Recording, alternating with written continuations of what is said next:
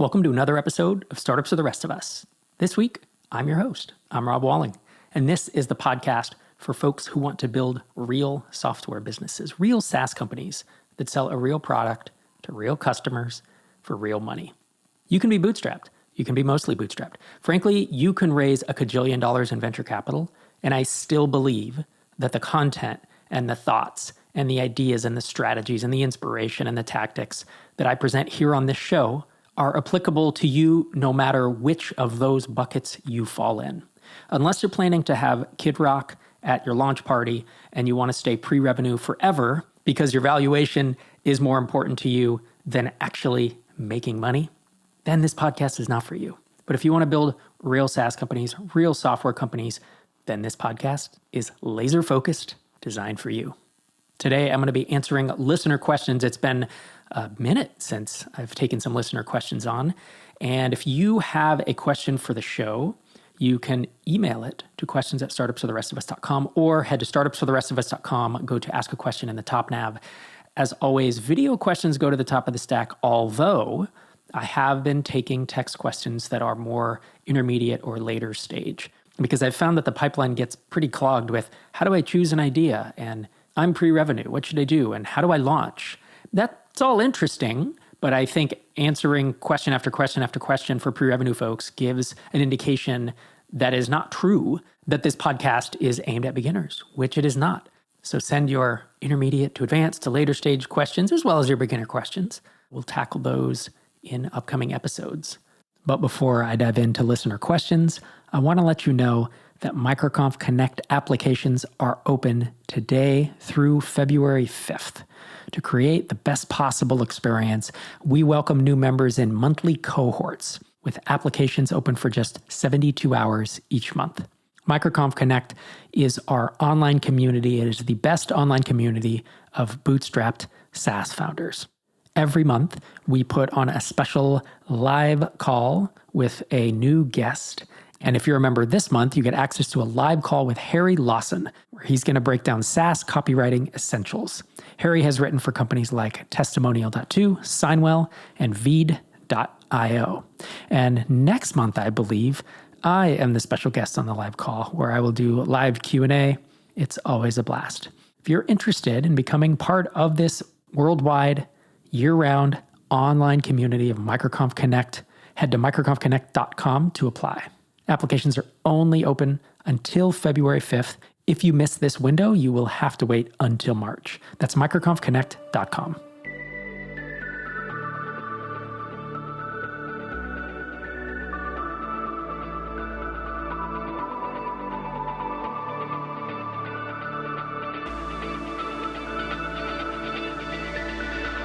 So with that, let's dive into my first question from Idan Masas. This question came to me on X Twitter, where I asked about some more intermediate stage questions, and this one's on the edge. But Idan asks, what do you do if there are many free signups, but not many paid conversions, and you have already tried removing the free plan?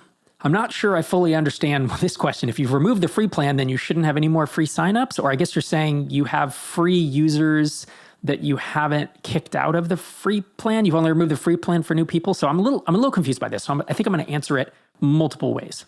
I'll start with the idea that freemium, which is of course different than a free trial, freemium is often what I call forever free, where you're only limited by the number of actions that you take, say signing a document or sending emails, or maybe it's having a certain amount of subscribers and you're capped.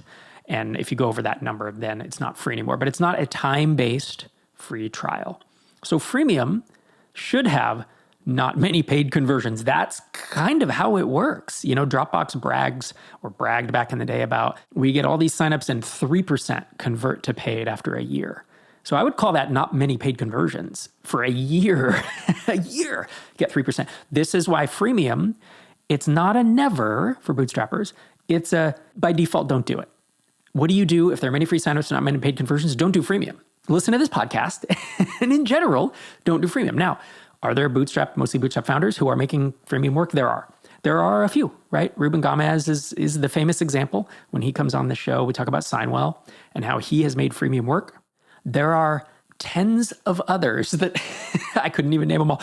There are very, very few. I'm not saying it doesn't work. I'm saying in general, it is way harder to get it to work than you think it is.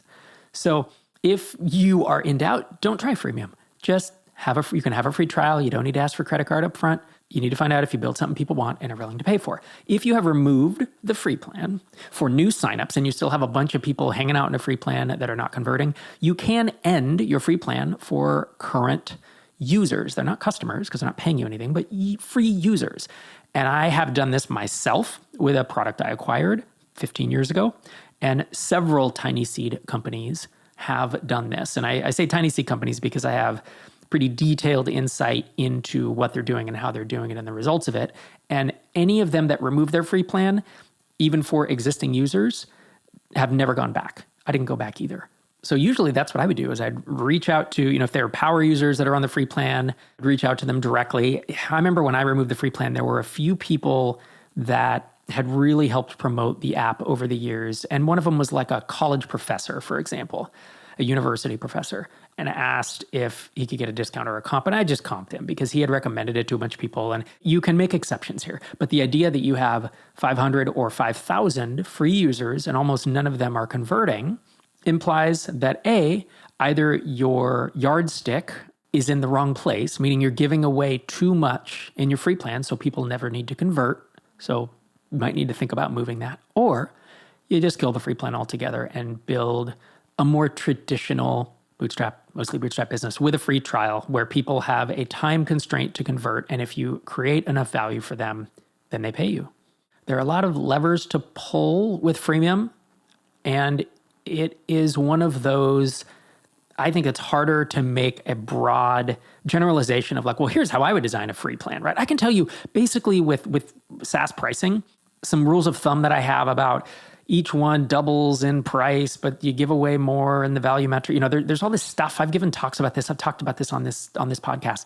But freemium is, to me, much more since it's so complicated, it's much more kind of a one-off, really understanding your customers and really understanding where that line is, where you're giving away enough in the free plan to get them to use it, but not so much that they never upgrade. Now, if you're talking about, when you say free signups, if you're talking about free trial signups, but not many paid conversions, that's a question about the funnel. It's like, well, is anyone getting onboarded? What does onboarded even mean? Or is there 1, 2, 3 steps that people need to take in order to get value from the product? Are they doing that? Well, if not, you need to reach out to them via email, via in-app message. Potentially, if they're paying you enough or going to pay you enough, you reach out manually. You hire a customer success person who basically is in charge of that. Because if people don't get onboarded, then there will be no paid conversions. Beyond that, even if people do get onboarded, if you still aren't solving a desperate aspirin pain point for them, the odds of them converting are low. And so there's a bunch of questions to ask throughout your funnel. There's no one thing of like, oh, you just flip this switch. Well, obviously, you just put a credit card up front and that fixes everything. It's not like that, right? Funnels are always about which step are the most people dropping off and why. And the first one you can answer with analytics. And the second one you answer usually with conversations. Why are they dropping off? That's often the hard part because you can look at as many screen recordings as you want. You can look at as many heap or mixed panel dashboards as you want, but you will not know why they are dropping off till you talk to your customers and potential customers. So thanks for that question, Idan. I hope it was helpful. My next question comes from Aboma Kelly. And Aboma asks, with the exponential advancements in AI, how do you think the world of building SaaS products will be affected, if at all, in the next few years? It will. And this question was asked, 6-7 months ago? You can tell the backlog of questions we have. Einar Volstead and I recorded an entire episode dedicated to AI and how to think about it in terms of your SaaS. The episode is 663 from May of 2023. It's 5 insights SaaS founders should know about AI. Ignore at your peril. That is still as valid today as it was the day we recorded it. Although AI has changed, we talk in that episode about why you shouldn't ignore it, the 4 categories. I put categories to these because you know that I'm a framework thinker, right? There was sorting and categorization. There was generative AI, of course, that generates things, images, text, and others, and a couple others. We talk about how AI is not actually a product differentiator. Should bootstrap companies try to build their own LLMs using AI internally in your company? I talked about business models, whether they're ticking time bombs. So that is as valid today as it was a year and a half ago when we recorded it. There are a few changes to answer Aboma's question.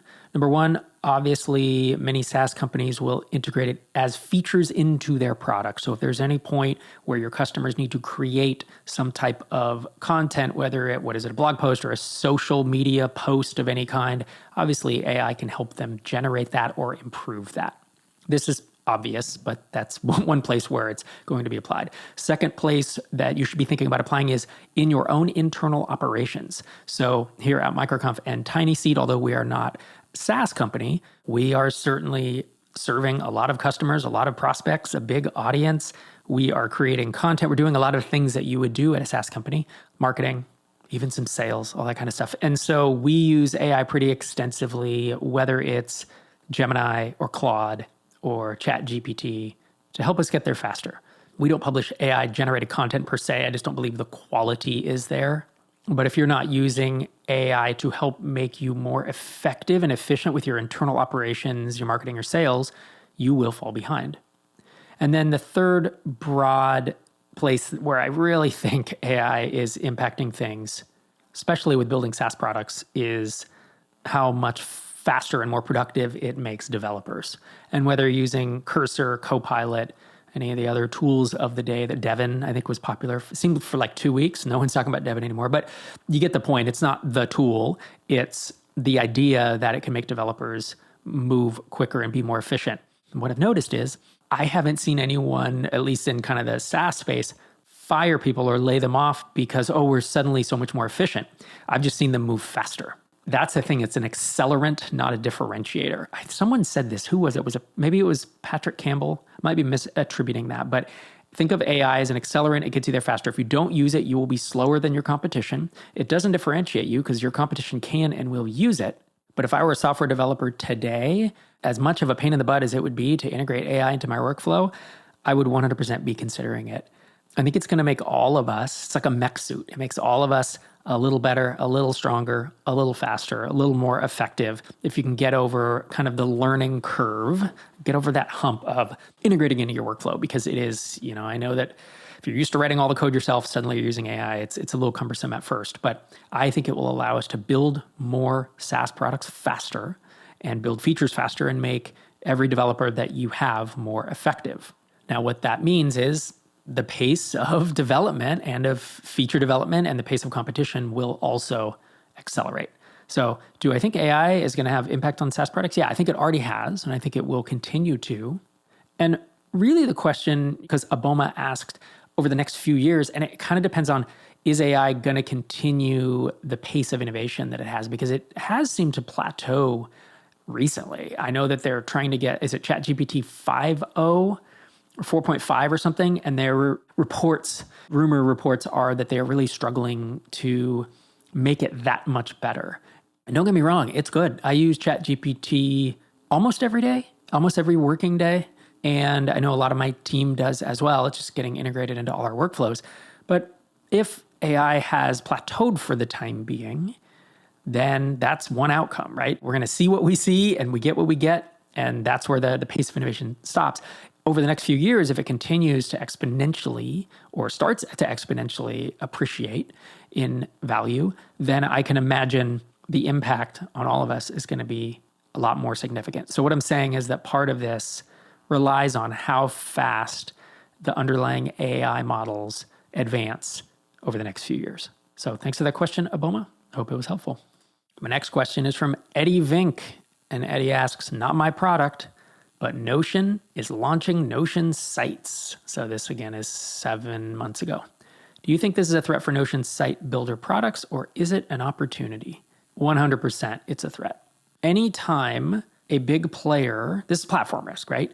Anytime a big player launches a feature that a bunch of step one business builders have built, right, following the stair-step method, it's detrimental.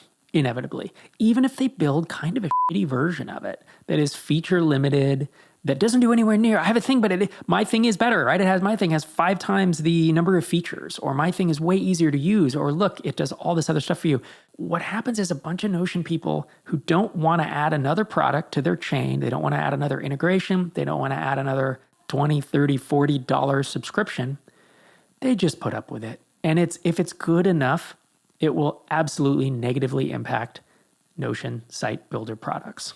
Now, are there specialized tools if you're a super specific Notion site builder for some vertical niche and you are truly not competing with Notion sites that, I'm trying to think of an example. You're for a tight vertical, you're for Notion for like gyms or martial arts dojos, or Notion sites for software teams doing agile development, assuming that the Notion sites, capital N, capital S, the product that they put out isn't able to do the things, and you are positioned correctly of like, hey, thinking of using Notion sites? Well, it doesn't work for XYZ, and we do. Then do I think you'll still be okay? Yeah, probably. But I do think that in general, platform risk is tough. And I've faced it myself, and relying on, multiple platforms over the years, especially Google was always one that really hit me hard.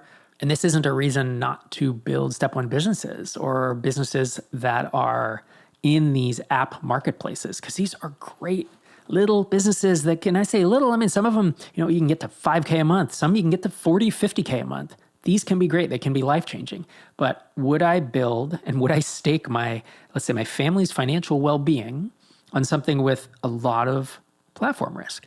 I would not. I would not expect my app to exist 10 years from now if I was heavily, heavily reliant and built on a platform. And I recorded a podcast episode just 3 or 4 months ago, back in October. It's episode 735, the 8 levels of SaaS platform risk. And if you are wondering why platform risk is not just binary like a lot of people think, but that there are actually many, many levels, and there are 3 different elements of platform risk and then 8 different levels, you got to go listen to the episode to hear it. It was my favorite episode I recorded last year. That episode will 100% categorize this thought around Notion launching their own version of sites. So is it a death knell for all third-party Notion site builder products? No. Will it negatively impact a lot of them, potentially most of them? Yeah, I do think so, unfortunately. So thanks for that question, Eddie. Hope it was helpful. My next question, also from X-Twitter, is from Tom McGee. Tom asks, my app does a lot of things in an unexpected auxiliary vertical that's fundamentally different from our primary one is getting a lot more attention than I expected. Should I put it behind a paywall to upsell? Spin it out into its own thing? These are questions. I'm reading them without question marks, but spin it out into its own thing. The problem with including it as an upgrade is some users only want it, so would have no use for the base product. Got it. So you have a base product, you have kind of an add-on, and somehow a single vertical wants just that add-on. This is interesting. Of course, I would really like more specifics, but realistically, spin it out into its own thing? Probably not. Usually the default for me is don't do that. You need a new website. You need a new domain name. You need a new Stripe account. You need to do marketing and support, and you need email addresses, and you need to do SEO, and you need to do outbound and a support inbox. And it's just, people think that spinning something out into its own thing is, the code, it's easy to spin. I just forked the code and or even I just point to the same repo. And that is, I don't know, maybe 10% of the effort, 20% of the effort. It's all the other. Spinning something out into its own thing is just, don't underestimate how it's launching a second product. So my answer is, unless I saw a really, really strong reason, and without all the details, it's hard for me to know if there's a strong reason. But unless I saw a very strong reason to do so, I would put it behind a paywall. And you can either make it a different tier of the product. I mean, you could have 2 products on your website, right? So it's the same domain, but then there's a drop down and there's XYZ product for this vertical and XYZ product for this other vertical, or XYZ product for everyone. And then if you're specifically in this education vertical or whatever vertical it is, you can do that. Again, it's hard for me to make specific recommendations without knowing the specifics, but would I put it behind a paywall to upsell? I would, if there's a bunch of interest. Now, there's a conversation to be had around, is it viral? Is it driving new leads? Should it be freemium instead? And again, without info, it's hard to talk that through. But in general, if I get a bunch of interest, I would look to keep it on the same website with all the same infrastructure I have and kind of inch my way out there to see if there's enough interest that people will actually pay for it. So thanks for that question, Tom. Hope it was helpful. And my last question of the day, also from X-Twitter, comes from Tony Meiser. Tony asks, at certain sizes of the company, it seems to stop growing. What are these ranges and how do you break through to the next range? So I appreciate the question, Tony, but I do not accept the premise that at certain sizes of companies, they seem to stop growing. That's not true. It's not about company size. What it's about is the famous formula for Plateaus. And that formula is new MRR divided by monthly revenue churn as a percent. So if you are adding $3,000 of new MRR each month and your monthly revenue churn is 5%, that's 0.05, you will plateau at $60,000 of MRR. And if you cut your churn in half, so you're still adding $3,000 of MRR each month and your churn is only 2.5%, you will plateau at $120,000 of MRR. That's it. So realize that how much MRR you're adding in a given month is affected by your pricing. So pricing has a big impact on this, your ACV or your average revenue per account per month. Churn is a huge part of this, right? So that's how many people are canceling based on your existing customer base. And so I see companies plateauing at every stage. And frankly, I did a talk at MicroConf Europe about breaking through the 7 SaaS growth plateaus. And I identified 7 reasons that companies had plateaued. And I went into tiny seed and actually I have all their revenue graphs, right? 192 companies. And then I specifically reached out and said, oh, you plateaued here, what happened? And so like one of the causes, for example, is not enough leads. And one of them is having a leaky funnel. And the third one is having high churn. Fourth is competition. Fifth is you've tapped out your market. It's just, not that big of a market. So the reasons behind why folks plateau are one thing, but the ranges, I see folks plateau at 1K MRR, I see them plateau at 5K, 10K, 15K, 20K, 25, 30, 35, all the way up. And then I see people plateau at 1 or 2 million. Like there is no certain size of a company where they plateau. The tough part is once you plateau, getting past it is really, really tough. That was actually the kind of sad news as I look through all these graphs, is that if you don't plateau, then you keep going. You have momentum.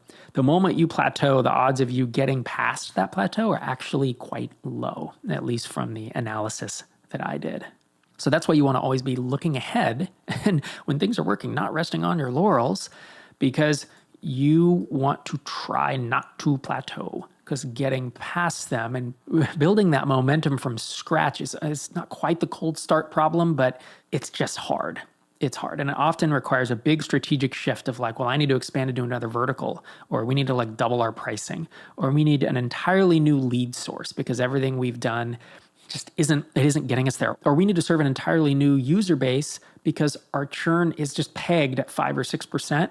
And although we've tried a ton of stuff, nothing has reduced that. And so we are just plateauing at this mark.